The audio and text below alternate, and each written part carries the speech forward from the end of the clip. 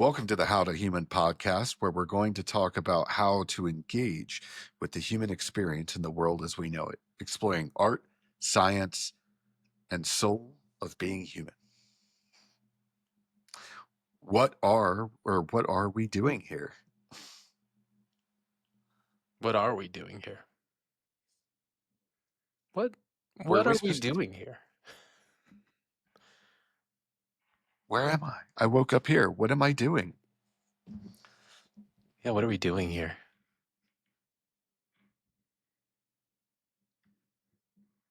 I'm Josh, and in the moment, what I'm doing here is starting the beginning of this journey with Sean on this podcast. And I'm Sean, and I'm beginning my journey with Josh as well. Um, what brought us here, Josh? Do you want to start us off? Because I think you started this whole journey off, really. Uh, the moment that this podcast originally formed probably was a concept several years ago in a random Discord chat room in which Sean and I became an acquaintance and really shared this many passions and interests. And one of them, as we explored these, came to the idea of this podcast, How to Human. And that is where the very beginning of this journey started. For me, when Josh came to when we came together, Josh had this idea. He said he wanted to do How to Human. We were talking about how challenging it can be in the world as it is, as complex as the world is, to be a human being, and how we're figuring it out. I think everyone's figuring it out. And we've come up with some skills that really work well for us, and we're still building those out.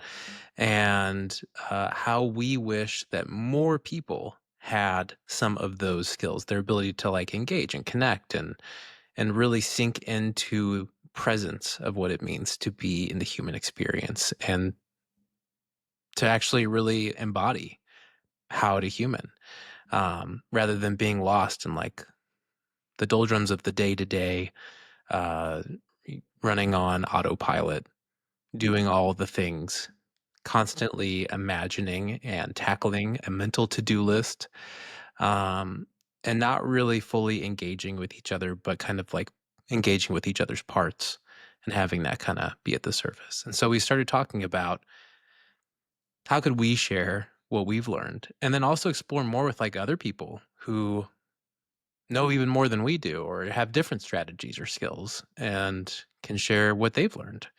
And that brings us to where we are today. For me, this was a journey that was kind of like started with being chronically ill, and I had to figure out how to human because my body hit a wall and did not want to keep going. And then I got mentally and emotionally to a place where I didn't want to keep going either. And so I had to make a choice. Do I not keep going or do I keep going? And if I keep going, I can't do it the same way. I have to do something different. And so I had to learn and figure out, how am I going to human? How am I going to do the human experience differently in a way that is worth doing it? And I thought, okay, I want freedom, I want joy, and so I started chasing after those, like so so hungrily and passionately. Those were the core, the soul of what it was that I was trying to pursue to be able to fully embody the human experience the way I wanted to. And that led me to a TikTok channel that led me to an influencer that led me to a Discord, and that's where I got to meet Josh. And that's where we started kind of picking this up and figuring out, after 2 years of me learning how to be a human and a lifetime of both of us really learning how to be a human, of kind of, realizing that we had learned a lot and that we wanted to share as much of it as we could, the shortcuts, the hacks, the cheat codes. Um, I don't know, Josh, what specifically brought you to that moment? Oh, um, for me, um, during the COVID times, I got connected with Authentic Seattle, which is a group out here that does authentic relating in the Seattle area. And the first time I attended one of these, I had no idea what to expect or what to do.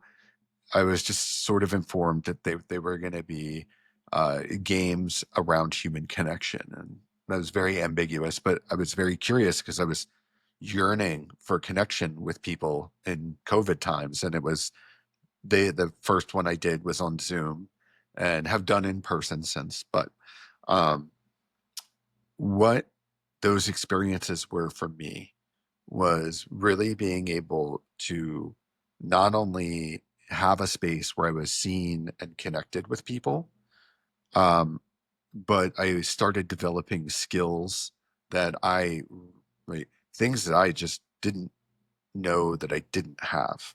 Um, and in those games and in those spaces with people, I learned a lot about how to actually hold space for other people in connection, to lean more into curiosity, and to use the compassion and the intuitiveness I had in a greater way of sort of with that expansiveness, allowing that to come in. So, in these authentic relating games, I love them so much. I decided to become a facilitator and have been facilitating for probably about 4 years now in the greater Seattle area.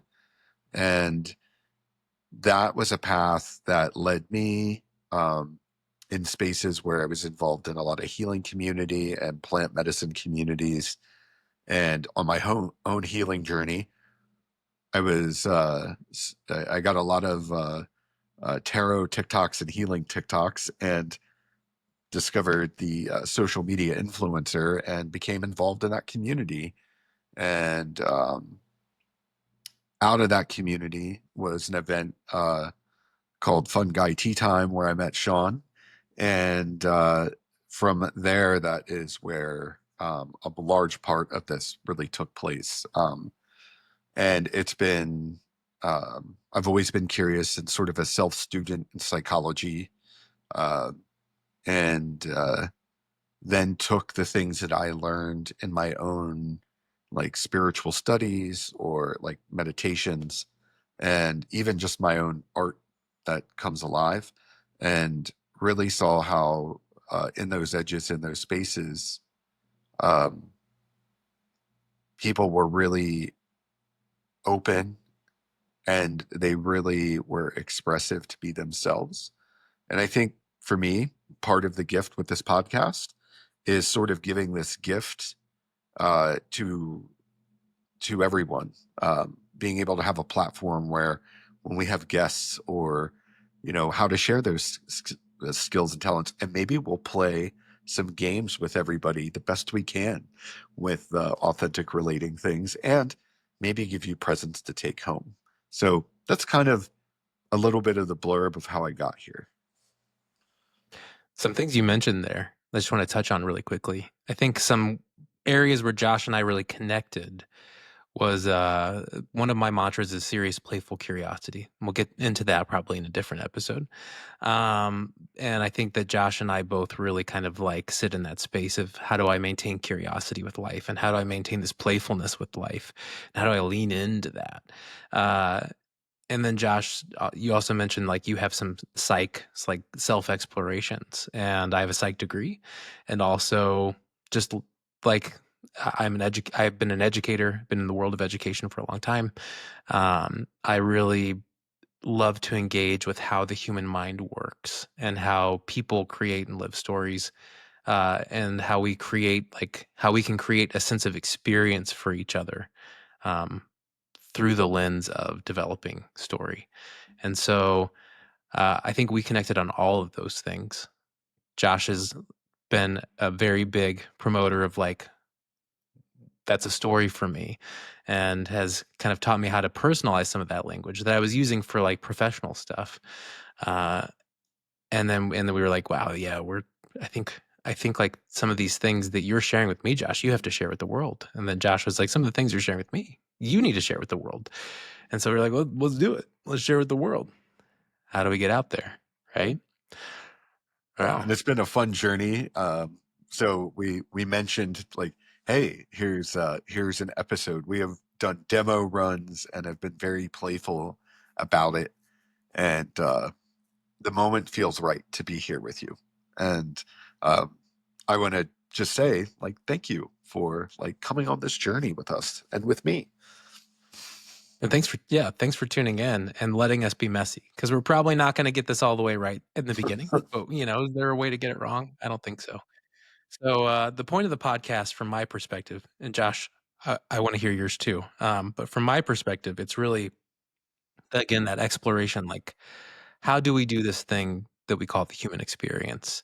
And how do we share our successes with each other? How do we share the ways that we found to, like, be free and be joyful and find those golden nuggets, and then build life around them in a way that builds a life that's worth living, that's meaningful, that's joyful, that's like, that you want to wake up every day and you want to see what today has to offer.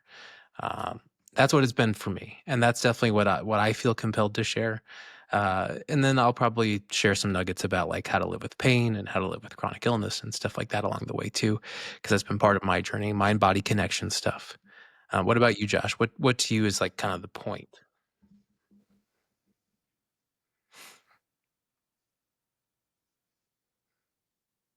Things I get really intrigued by is I will often say I love exploring the solar system, and I mean that in this aspect of like the soul. So this has always been a curiosity of mine. Um, some of the tools and things I've learned along the way, I have had my own journey and, come to my own, um, like the lessons I needed to learn and the things I really like to do or to give those gifts back. So in my own struggles and my own lessons and teachings too of um, even learning uh, oftentimes where I can be my own blocker. And those things are important to share. And I also want to make sure that this is a good space to talk about sometimes what this healing journey can be like for people, this human experience, where it's not like there's rainbows and unicorns, but it's also messy and really getting into those parts of like the stories we tell ourselves. So we could tell ourselves a story that this podcast is going to be messy and crazy, but really it could also be epically rad and we're just getting to know each other, right? So this journey of the stories we tell ourselves, the people that have told us stories, culture, this has been a big root and um, sort of curiosity and passion of mine. And in my own journey, in my very early 20s, I made a promise to myself that I wanted to get to know who I was without all the layers and the stories that were put on me. So those are pieces that I wish to share in this as well. I don't know about you, Josh, but I'm still getting to know myself every day. Sometimes I surprise myself. Other times I'm just like, we'll try tomorrow. And sometimes I'm like, I'm on a journey of discovery, and other times I'm like, I'm on a journey of, like, forging. Like, I'm not gonna wait to find out who I am. I'm choosing today. I'm picking the story right now. Yeah. What do you mentioned that to you, like, the human experience is often these stories and this healing journey. What do you feel like, what are we doing here? What do you feel like we're doing here in the human experience? Like, what's the point of the human experience, do you think? Big question. To me, and maybe this is like oversimplified, I think a part of it is to have this experience. And then I also think it is about what are the gifts you're going to leave behind. Um, so for me, that's kind of what I feel my purpose is is that. I feel that, like, yeah. Yeah, I won't get deep into my current philosophy, because to me, like, those are ideas that I play with for a time until they no longer work or are good for me, or like until I'm done playing with them. But I think that like experience for the sake of experience absolutely resonates at a deep level with how I think about the point of the human experience. Like there's not really a wrong way to do it from my perspective. There's a way that I want to do it and that Right. might feel right or wrong to me based on what I want, based on the stories that I'm inhabiting and that I'm choosing to live or that are, I'm getting free of. Um, but I feel like everybody is following the journey, is following the story that is inevitable for them to some degree. I don't know. I don't know. Again, I don't want to get too deep in the weeds on like multiversal sort of ideas and all of that right now. But in a universe that's potentially vast and infinite, and maybe even infinite, um, here we are on this little tiny glowing speck, floating around a star as a spaceship moving through, hurtling through space. And we're these tiny specks on this tiny speck in this huge vastness. And like here we are getting to know that that's what we are. Isn't that really cool? And isn't that enough? And like just the idea that we get to be having experience, isn't that enough? Oh, go ahead. It's like you're right on this. Is it? Uh, you know, think about it. Right, we're in these human suits, and we're on this space rock, like traveling through space, and we're on this space rock that has a bunch of cool stuff. And then we made a whole bunch of things that get in the way of like what's going on. Well, even that, all of that, right? All the things we just said, those are all just stories, right? Yep. Like, and you don't have to inhabit any of those. You can choose whatever story works for you. You'd be like, no, I'm the most important person ever. Or like, there's absolutely a way to do it wrong. You're wrong about that. But all those are stories.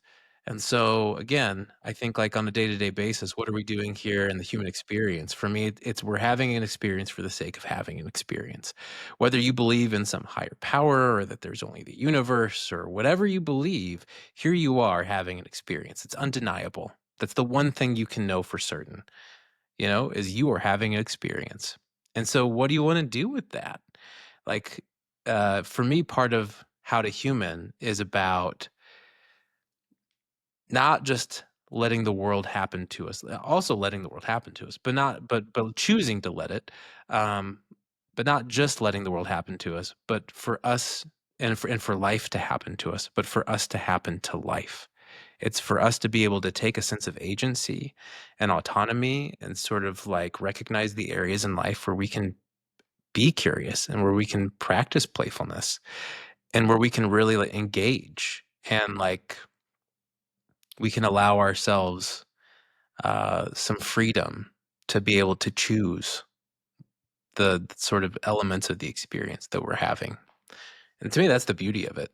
Like, what's the difference between one person and another? It's the experience that they've had, the experiences that they've had, and the experiences that they continue to invest in or choose to have, or don't unconsciously, or just like caught in patterns of. And so, for me, the human experience is just the sake of experience. It's the experience for the sake of experience. But what I choose for it to be is for me to like get to happen to life and for life not to happen to me quite as much unless I want it to.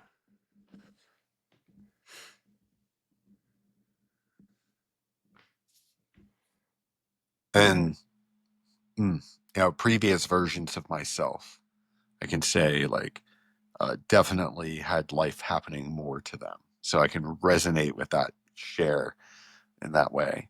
Um, so I know when you were talking about we got little threads of curiosity in here.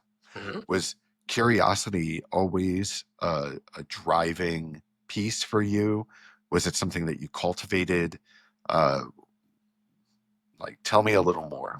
I think it's always been there. I think for most of us, it's fairly innate from the moment that we're born. We're constantly exploring. We're like putting things in our hands and our as babies in our mouths, maybe as adults. But we're constantly like curiosity is innate, and if anything, it's kind of taught out of us or pushed out of us. The system doesn't necessarily reward it very well, and that's part of why I work with schools. Is like, how do we foster curiosity? How do we help kids to maintain that playfulness and that curiosity that they already have, rather than pushing it out of them. There's some studies that show like divergent thinking is largely extinguished starting in kindergarten. Divergent thinking is this ability to come up with multiple ideas for one question. Like, what could you do with this paper clip would be an example. And people who are older might have a much more limited amount of answers to that question that they feel are right, where kids can be very imaginative and really can come up with a lot of ideas, whether they're reasonable or not, as to what they can do with a paperclip.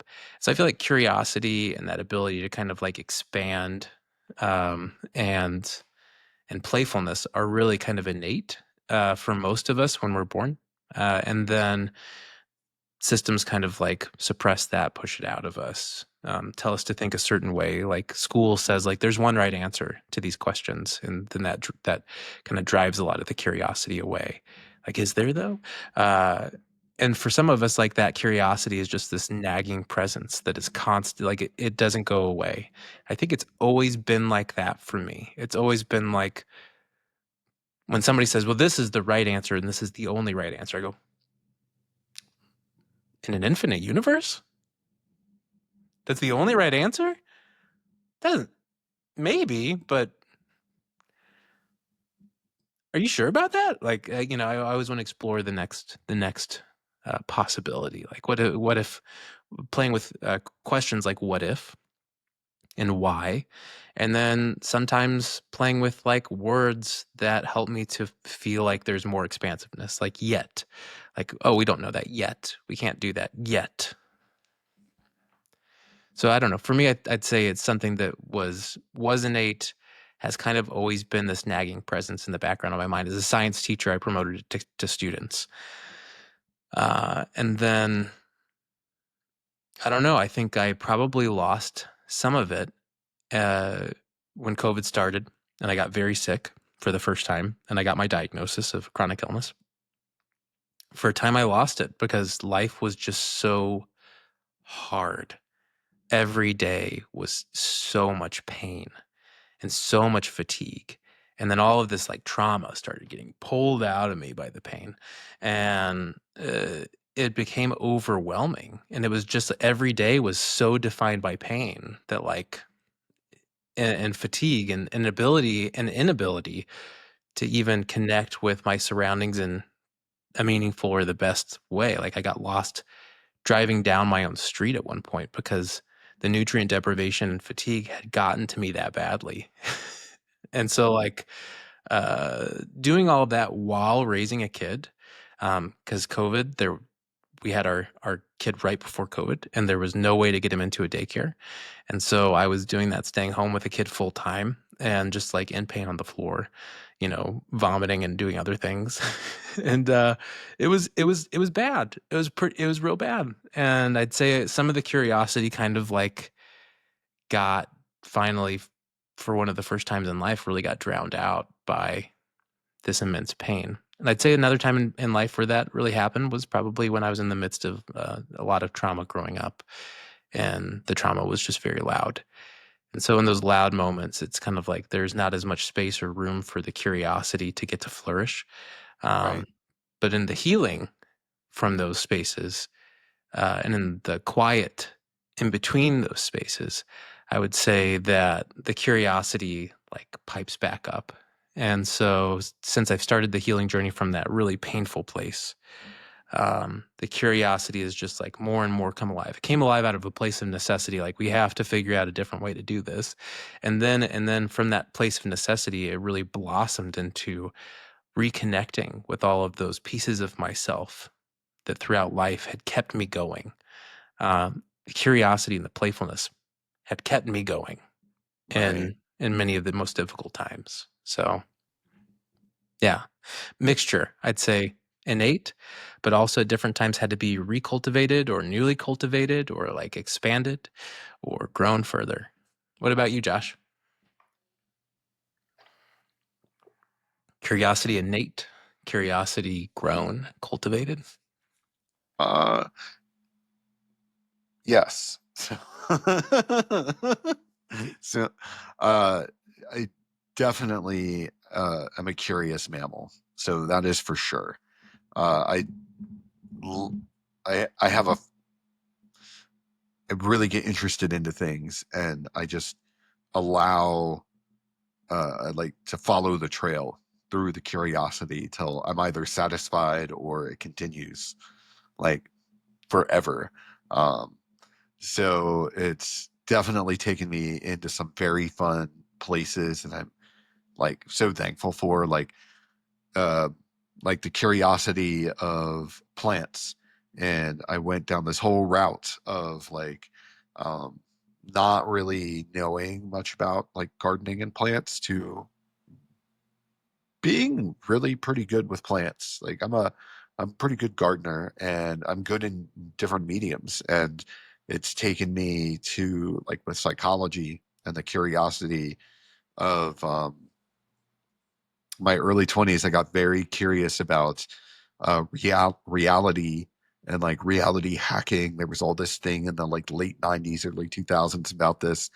And there was like the whole thing about like ontology and like and gorilla ontology and how can you like shape reality. And curiosity took me into all these different places. And um yeah, so that was an exciting place out of that. And Is that like where uh DKMU sprouted from? Was that time of let's play it with and try to manipulate reality? It's chaos magic, yes. essentially. Yeah. Yeah, that's all part of that curve. So yes.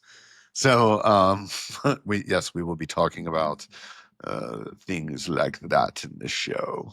um so so the curiosity has always been a driving force for me. Like you, I can give a reflection and say, hey, there have definitely been moments where life has been more difficult and nothing would excite me. Nothing was driving a passion of mine.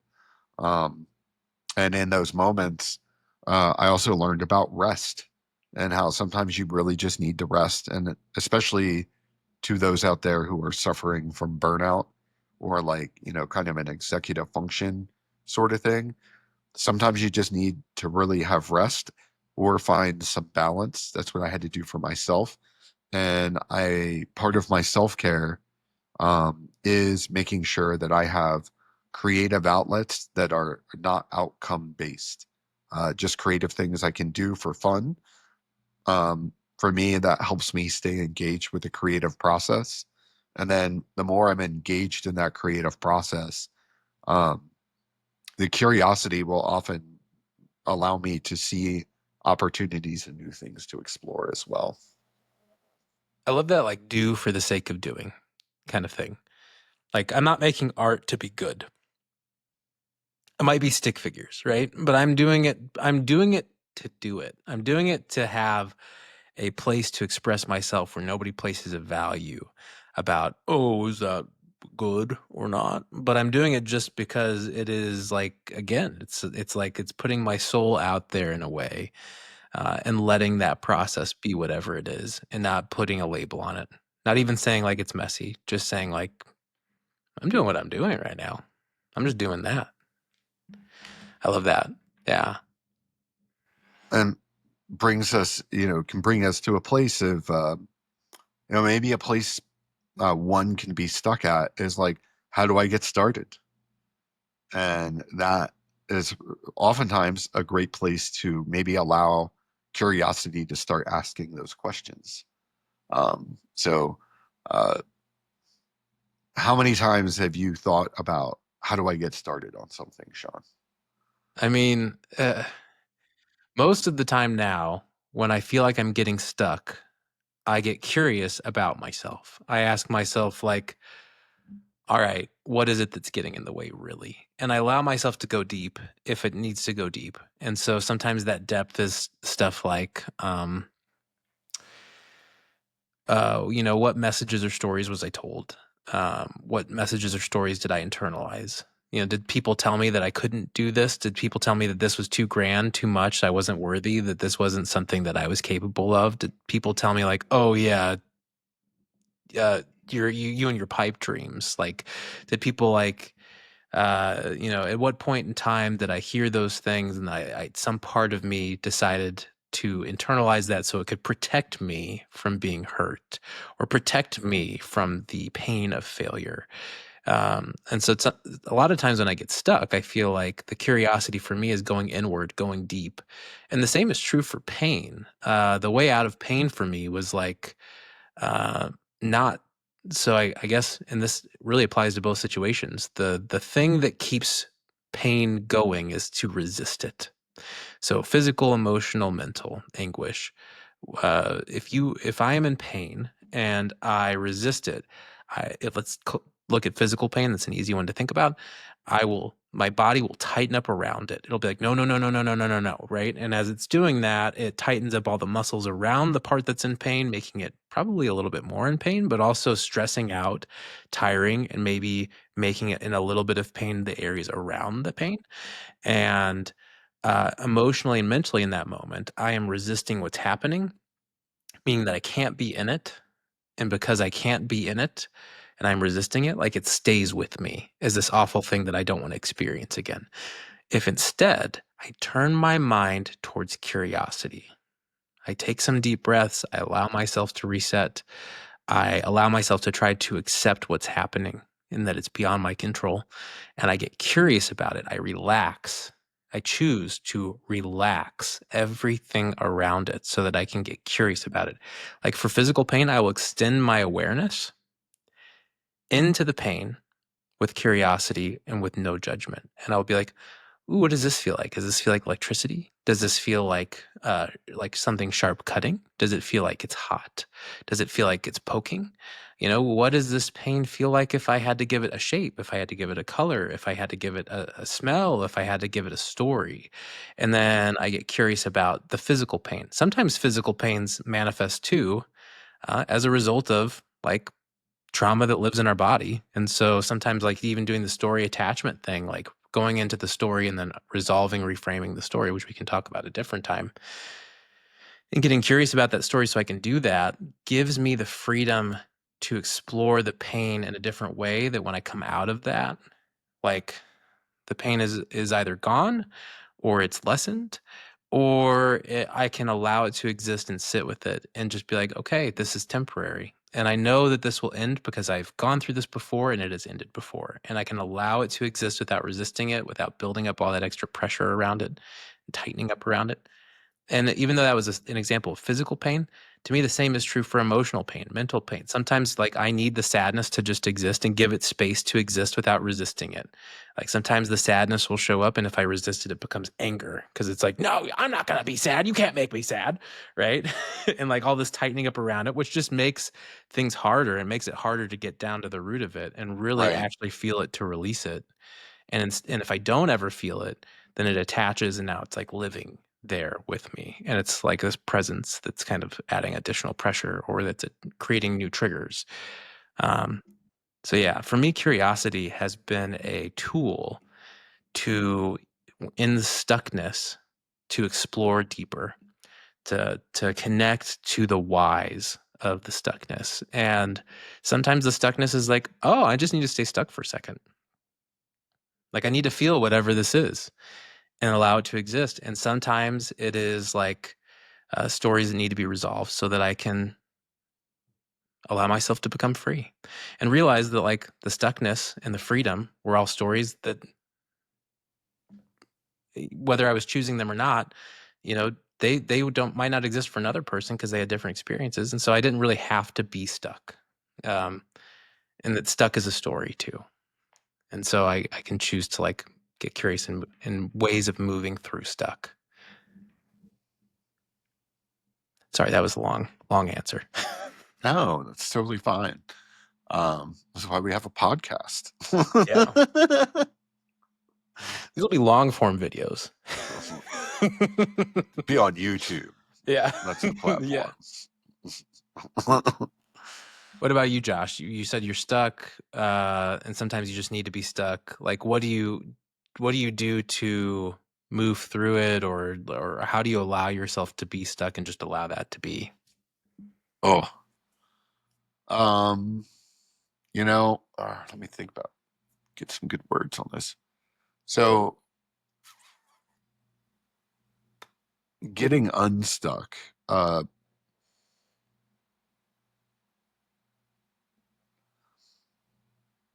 like being curious. For me, my process is like um, can ask questions to it. What does this feel like? What is this?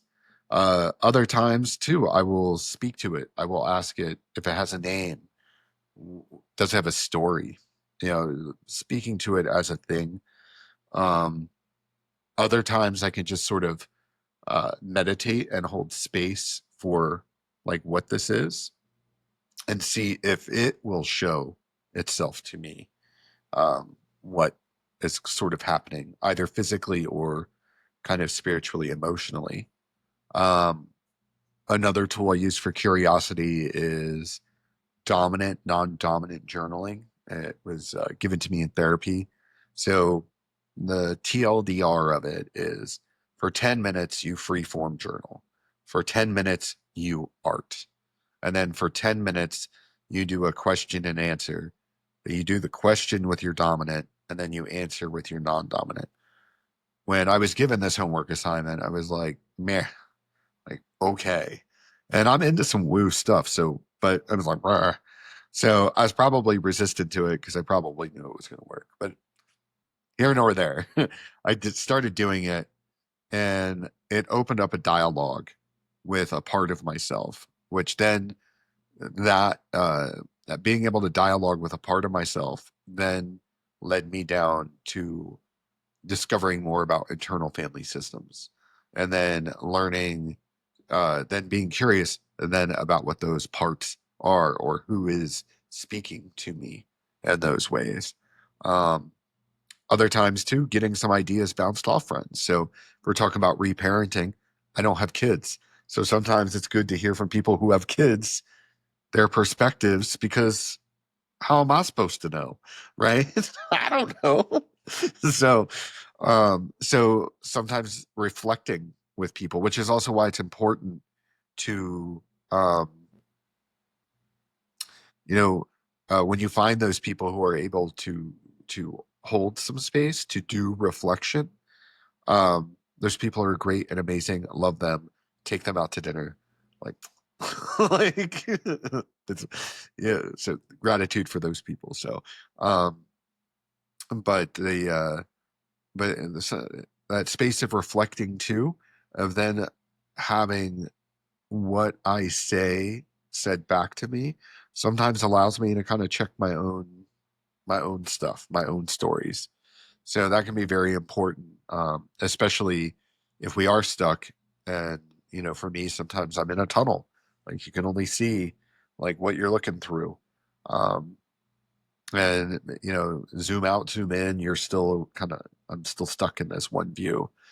So that reflecting space can sometimes give me a place to kind of get out. And then other things too is also just to shift my environment. So if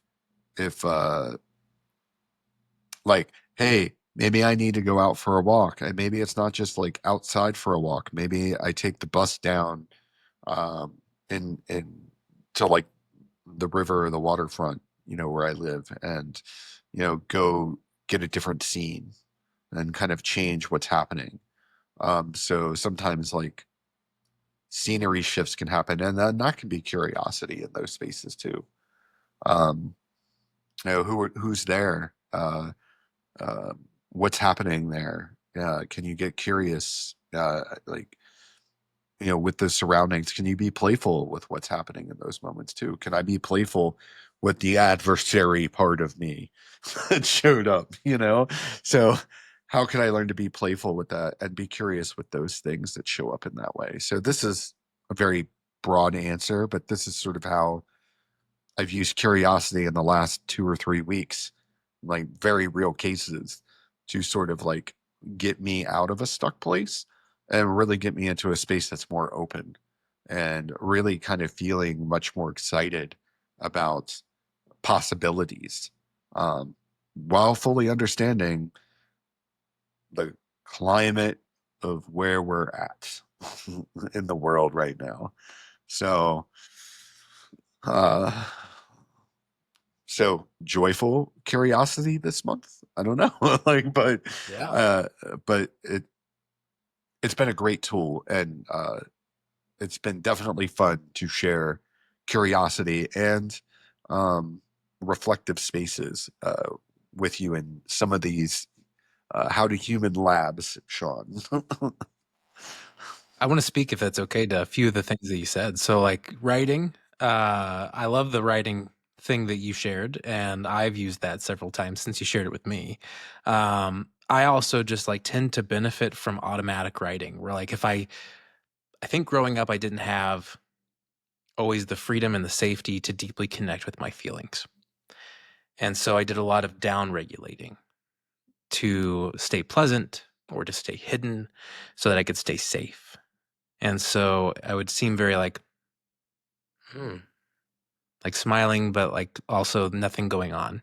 When inside there was all this stuff going on in my body that I wasn't even connecting to in terms of my emotions and my feelings because I wasn't allowed to. I was Right. like constantly invalidated for those feelings, for those emotions. And so connecting to them wasn't safe because if I did, like I might cry or I might do something in front of people that isn't safe to do or wasn't safe to do growing up. And so automatic writing for me when I was first starting to try to like get in touch with those emotions and those feelings and even be able to identify what emotion is there. Automatic writing for me just like allowed the words to spill out on the page. And for the people who don't know, automatic writing is where you don't think, you just let your hand go. You don't think about what it's writing, you just let it write. You don't try to compose anything, you don't try to make it make sense, you don't even care about form or creating full sentences. You just let the words and the feelings spill out onto the page, and Josh's technique is a really cool one to get kind of like to know those invisible parts that where the emotion might be sort of embodied as a protector agent, something that might be showing up in some way to protect you. Like my protector was like, no, don't feel these emotions because if you do, that's not safe. Um, and so for me, like this was like a conduit to just be able to just get it out there. Like right. Don't think, just write. So I wanted to speak to that real quick. And then another one, you said people with children. My kids have taught me so much about how to be curious, so much about how to be playful. And again, we're gonna like do a whole episode on serious playful curiosity, where I think I'll get to share that a little bit deeper. And there's some really good nuggets that I feel like I have learned. They are some of my best teachers because they remind me what it is to be a kid. I'm making space for them to be kids the way that maybe wasn't always done for me. And it's reminding me like it's allowing them to teach me how to do better and connecting curiously and playfully with my human experience. Like I have to confront things that I've been told no to or that are wrong and that aren't, that are just stories, you know? So, and then I have to confront those things and be like, yeah, you can do that. Even though it's like a whole part of me is like, don't do that. It's not going to be safe, you know? But it is like, that lack of safety is just nonsense. And so, I wanted to speak to that too briefly. And then the last thing was you said you go out into different scenery, you go out into different places, and just the change of environment can change things for you. And one thing I love to play is a game that I call Newborn Baby Alien. And it's where you go out into the world and you allow whatever you're seeing like to be brand new. So trees aren't just like, oh yeah, tree. Like, you know, we don't even always acknowledge them because they're just so commonplace to us. But like imagine coming from a planet where like there's no such thing as trees and suddenly you have these giant weird like dendrite fingers reaching out from the ground covered in rough scaly skin that like and then they have like green, soft, parts coming out of them that later on will turn colors and fall off like hair, but, like, doesn't feel like hair, doesn't look like hair, right? And just allowing everything to be brand new, allowing everything to be like, "Whoa, the sky's blue," and, like, look at all the different little tiny textures and features on this wall and this rock, and look at all these human-made things everywhere and the amount of intricacy and planning and design that went into each of these things. Or, like, there's one time I was standing in a cafe, and usually I would be, like, kind of, like, tight and anxious, waiting in line, like, "Okay, let's just get there," and, like, going through a to-do list in my head or something, but in this case, I was like, "I'm gonna sink into this moment, I'm not worried about what anybody else is thinking about me. Um, I'm gonna just, like, observe and just allow myself to see all the different ways that people are being." And it was such a beautiful experience for me because I got to see, like, some of these people deeply connecting and some of these people wanting to but not, and kind of like misfiring, and some of these people like very much in their own world of default mode, automatic, sort of like looking at their phones, looking at the next thing, not really in their moment.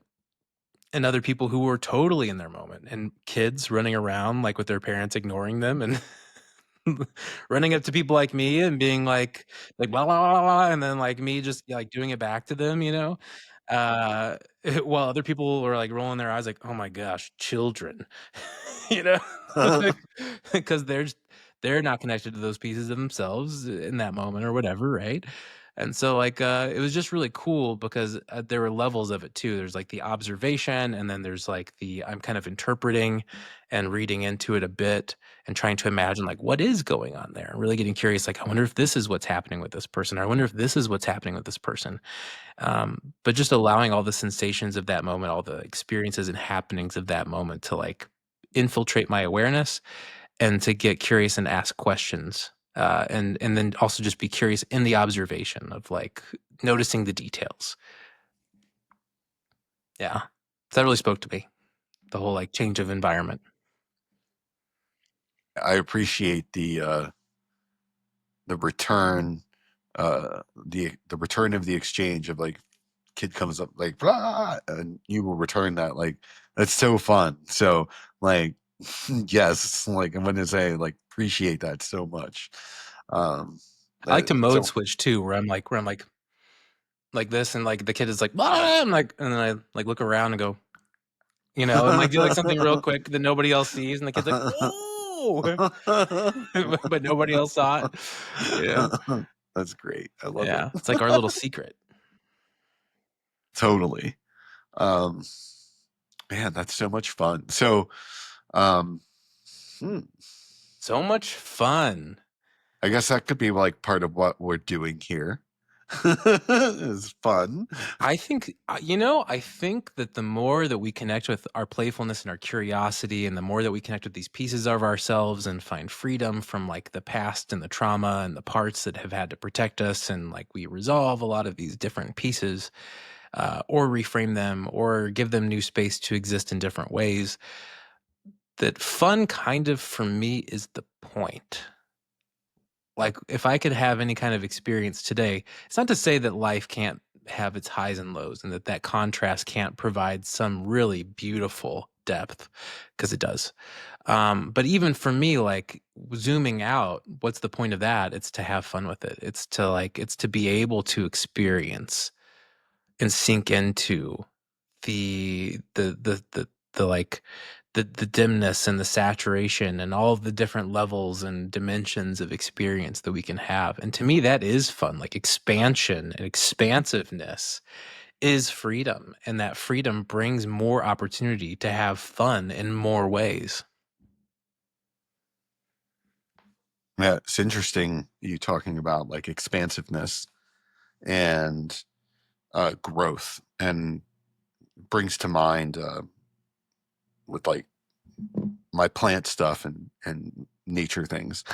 But it's like you got this circle, right? It's got it's a circle and it's got clean edges. And then if you think about like as we grow and we change and we have these experiences, um, maybe it starts to take a different shape. Maybe it's kind of jagged. Like think about like, how a river, like a river edge is, or like coastline or something in that way. And then the more edge that you have, there's actually more space. So for me, what I'm trying to reflect is like as we grow and change and we have these things happen, when you're talking about those contrasts, um, those create all those different edges in us as well. And that's reflected in who we are. And um, that uh, that's something that I'm also happy or excited about with this space and what we're doing is I love exploring those edges and really seeing those contrasts in people and seeing that sort of geography um, that really makes someone sort of like beautiful in those ways. And that's what really came to me in a moment very alive here as we were kind of sharing. Well, and Josh, I know a little bit about how you explore edges. Not everybody's familiar with that terminology or language. So, Yeah. what I understand, you can tell me if I'm just way off here, but what I understand in terms of edges or how I interpret that for myself is kind of like, where are my limitations? Where are my boundaries? And it's easy to identify those when I'm getting triggered, and it's easy to identify those when I'm like, oh, I can't do that. Like, like for me, actually doing this podcast, we've talked about this before, just the two of us, is an edge. Being seen is an edge because for me, growing up, the safe thing was to be hidden or to be pleasant, but it was never to be like my depth was not invited. It was not permitted to exist. It was uncomfortable for people. It was like the deep, dark monster that's in the deep end of the pool that's like, but have you seen this? You know? Yeah. But have you looked at the bottom of the universe? And like people are like, no, I don't want that. And so there's a lot of rejection in the face of sort of being who I was. And that was just, again, that's somebody who I've been since I was a kid.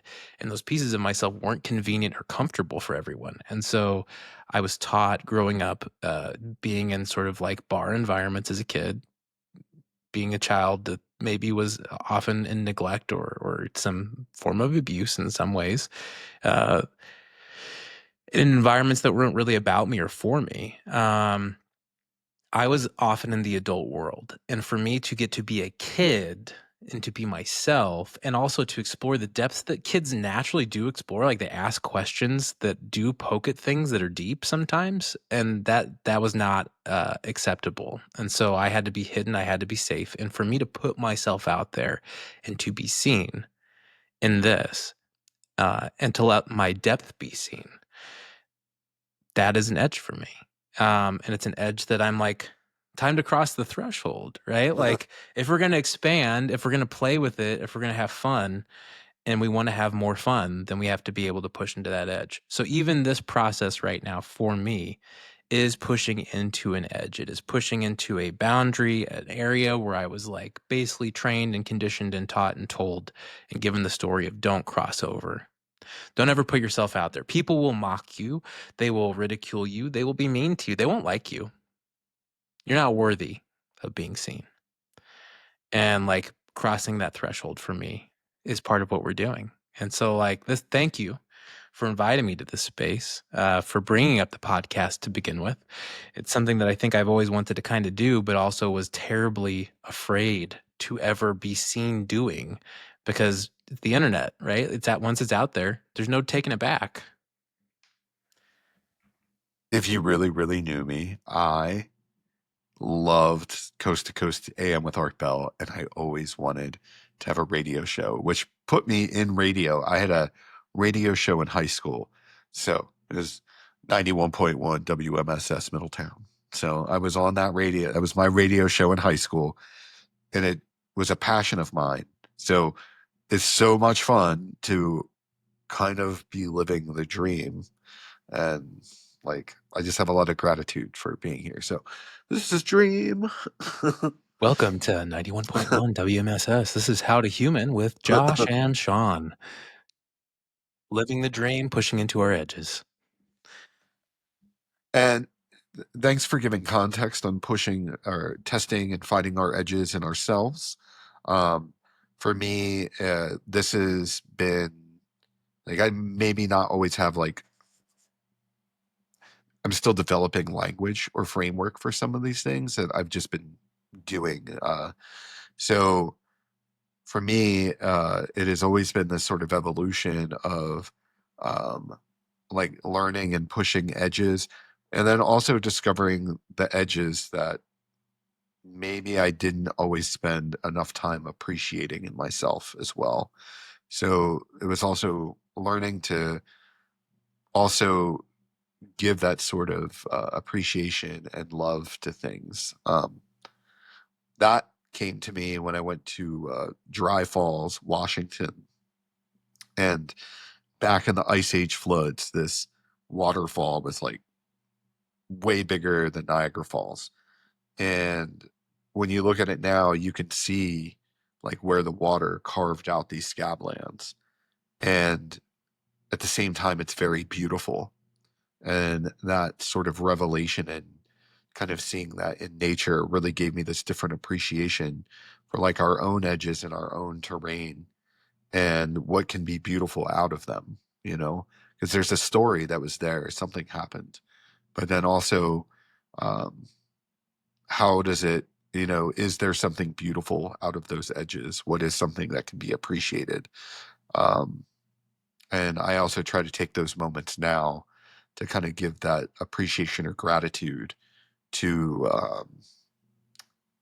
those different, you know, those different layers and edges that are still yet to be explored. As Sean said earlier, still meeting myself, still learning myself every day. Yeah, we're the Colorado River carving the Grand Canyon, right? Like as it's in the state of flow, only when it's in a state of flow is it really capable of carving through and discovering all of the beautiful layers that lie beneath what we might perceive to be a surface. And so even when you're like, wow, look at this, look how deep we are now, there's still deeper to go. And like in the depth isn't about like trying to find a bottom. It's just about continuing to explore and be in the process of like having that increased amount of richness and depth and more to kind of like look at, more to play with, more to get curious about. That's what it is for me, at least. So that's what I'm doing here. And for those people out there who are like, I'm wondering, I'm curious, if you're allowing yourself to get curious, I'm curious about all these things these guys are saying that they're not fully explaining. Like internal family systems might be one, or and like parts work is part of that. Um, we will take time in future episodes to delve deeper and share more about some of these dimensions of experience. But today, you are meeting us as we're meeting ourselves in this edge that we're currently exploring, right? Yes. Also, since we have video as well, if people see me doing these hand gestures, really it's about acknowledging but not interrupting what's being said. So if you see that, also take that with you. That way, if you're listening to people and you can just like kind of give them a signal that you're acknowledging them and you won't interrupt them and you can let them like finish. They'll love you. I promise. And if they don't, forget them, you know? Then you can do it this way. Yeah. There you go. Yeah. I think we wanted to take up some time to say, like, what are we doing here as a collective whole right now? Because the world's a little bit wild, but I kind of like to leave things, if you're okay with it, where they are, because I feel like we've hit some pretty good notes. And we're running close to an hour. It feels like a good natural moment to kind of like bring it back around. I think we've explored pretty thoroughly what we're doing here, and we will continue exploring it every week until we don't.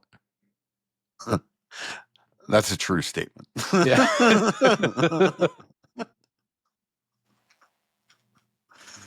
uh, so, how do we want to sign off on our first show? Well, for those who have chosen to listen, I definitely want to share with you a moment of gratitude.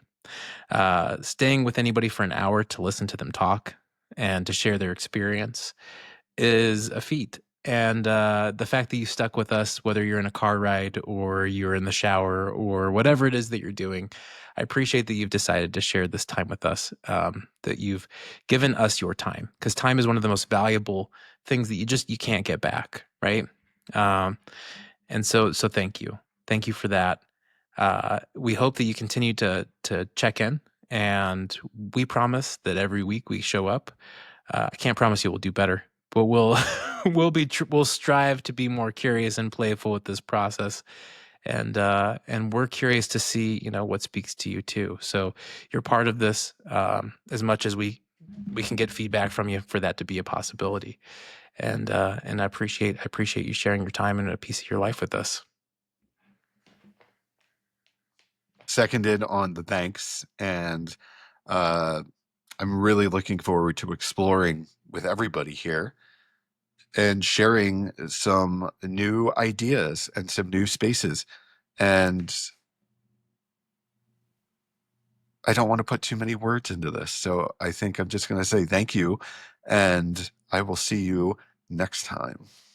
Yeah, thank you for exploring the art, science, and soul of how to be a human, of how to human. Podcast title right there. See, I finally got it. Got it. All right. Thank you, everybody. See you next time. Bye.